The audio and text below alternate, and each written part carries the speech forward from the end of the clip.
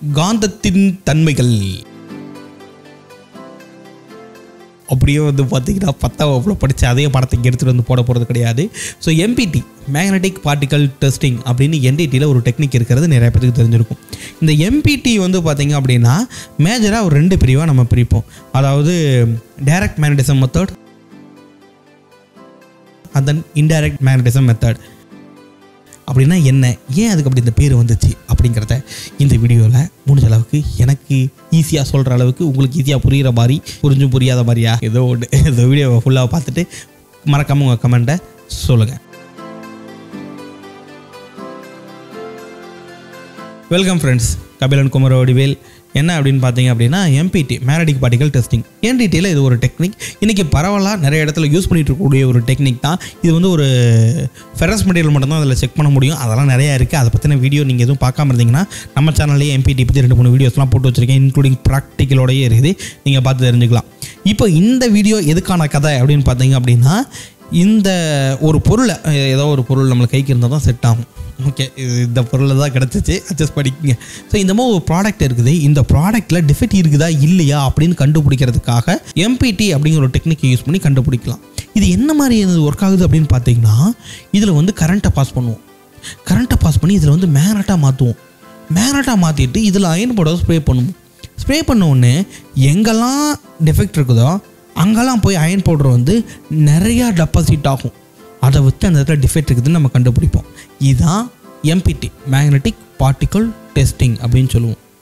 Okay, இதில் என்ன விசேஷம் அப்படின்னா இந்த மேக்னட்டாக மாற்றுறாங்க இல்லையா, இதை வச்சு ஒரு 2 டெக்னிக்காக பிரிச்சுட்டாங்க.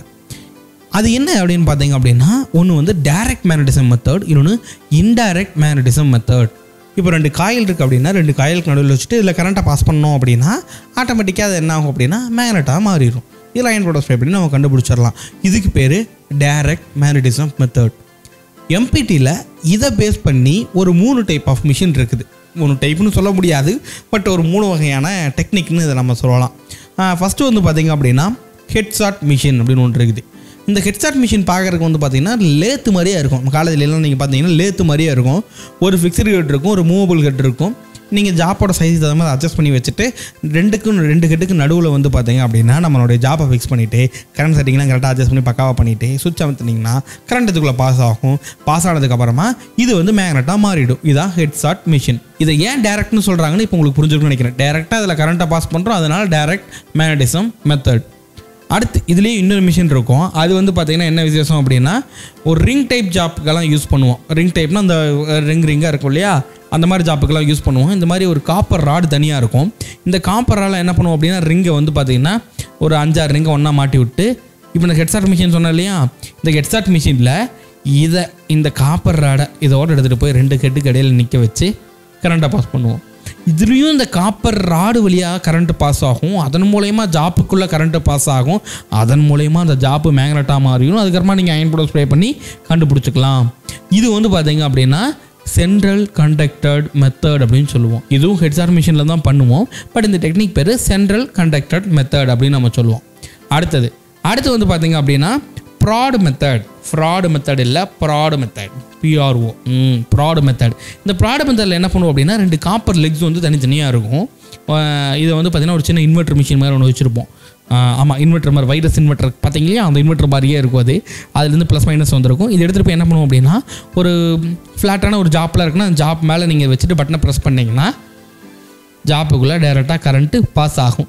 அது பாஸ் ஆகிறது மூலயமா நம்ம அதுக்கப்புறமா என்ன பண்ணுவோம்னா அயன் பவுடர் ஸ்ப்ரே பண்ணி அதில் இன்ஸ்பெக்ஷன் பண்ணிக்குவோம். இதுவும் டைரக்ட் மேக்னட்டிசம் மெத்தட்.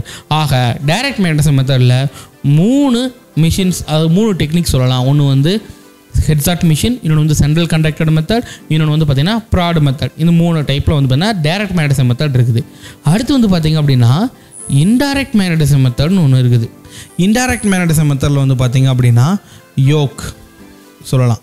ஸோ இந்த யோக்கில் வந்து பார்த்திங்க அப்படின்னா இந்த யோக் மெத்தடில் வந்து டைரெக்டாக ஜாப்பில் கரண்ட்டை பாஸ் பண்ண மாட்டோம். எஸ், அந்த யோக்கை பார்த்தீங்கன்னாவே தெரியும்.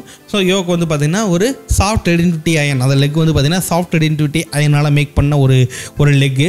அந்த லெக் வந்து பார்த்தீங்க அப்படின்னா ஹரிசானில் இருக்கிற பாரில் இருக்கிற ஒரு காயிலோட கனெக்ட் ஆகிருக்கும். அந்த ஹரிசானில் இருக்கிற பாரில் வந்து பார்த்தீங்கன்னா காப்பர் காயில் வந்து வைன் பண்ணி வச்சுருப்போம்.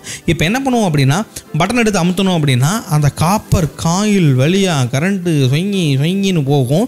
அப்படி போகும்போது என்னாகும் அப்படின்னா அந்த அந்த நடுவில் இருக்கிற அந்த ஹரிசாண்டல் பார் ப்ளஸ் அதோட இணைஞ்சிருக்கிற இந்த லெக் என்னாகும் அப்படின்னா மேக்னெட்டாக மாறிடும். எஸ், இது சாஃப்ட் ரெடின்விட்டி அயன்னு சொன்னேன். அதாவது கரண்ட்டை பாஸ் பண்ணிங்கன்னா மேக்னெட்டாக இருப்பாப்பில், கரண்ட் எடுத்திங்கன்னா மேக்னெட் டிமேக்னெட்டாக இருக்கிற உடனே. ஸோ அந்த மாதிரியான ஒரு மெட்டீரியல் தான் சாஃப்ட் ரெடின்விட்டி அயன் அப்படின்னு சொல்கிறது. இப்போ என்ன கரண்ட்டை பாஸ் பண்ணியாச்சு. பாஸ் பண்ணிக்கிறோமா அந்த லெக்கு கொண்டு எவன் இருக்கிறான்னு பார்த்து அவன் மேலே டம்முன்னு அப்படி வச்சோம் அப்படின்னா அந்த ஜாப்பும் அந்த டெஸ்ட் பிளேட் மேக்னெட்டாக மாறிடும். அந்த மேக்னெட்டாக மாறினதுக்கப்புறமா அதில் நம்ம அயன் பவுடர் ஸ்ப்ரே பண்ணி அதில் டிஃபெக்ட் இருக்கிறத கண்டுபிடிச்சு கொள்ளலாம். இதுதான் இன்டைரக்ட் மேக்னட்டிசம் மெத்தட். இது வந்து யோக் வந்து முக்கியத்துவம் வைக்கும். இதுக்கு பேர் யோக் அப்படின்னு சொல்லுவோம். இதில் ஏசி மோட் டிசி மோட் ரெண்டுமே இருக்கும். ஸோ இதுதான் வந்து பார்த்திங்க அப்படின்னா எம்பிடியில் direct method and then indirect method. இதுலேயே காயில் மெத்தட்னு ஒன்று இருக்கும். அது இன்னும் சுவாரஸ்யமாக இருக்கும். இட்ஸ் அ ஒயர்லெஸ் மெத்தட் அப்படிங்கிற மாதிரி இருக்கும். எப்படின்னா ஒரு பெரிய காயெல்லாம் வாங்கி பண்ணி ஒரு சின்ன சந்து மாதிரி இருக்கும். நீங்கள் இமேஜில் பார்க்கலாம். அது என்னென்னா ஜாப் இந்த பக்கம் இந்த பக்கம் விட்டிங்க அப்படின்னா மேக்னடைஸ் ஆகிடும். அதே காயில் மெத்தடை யூஸ் பண்ணி தான் நம்ம டிமேக்னடைஸும் நம்ம பண்ணுவோம். அதிகப்படியான பவர் கொடுத்தோம் அப்படின்னா டிமேக்னடைஸும் பண்ணலாம். ஓகே, ஸோ இந்த எம்பிடியில் 2 வகையாக நம்ம பிரித்ததில் ரீகால் பண்ணிக்கிறேன் உங்களுக்கு. இதையே 2 வகையாக நம்ம பிரித்ததில் ஒன்று டைரக்ட் மேக்னட்டிசம் மெத்தட், இன்னொன்று indirect magnetism method. Direct magnetism மெத்தட்னா ஜாப்பில் டைரெக்டாக கரண்ட்டை பாஸ் பண்ணுறதே.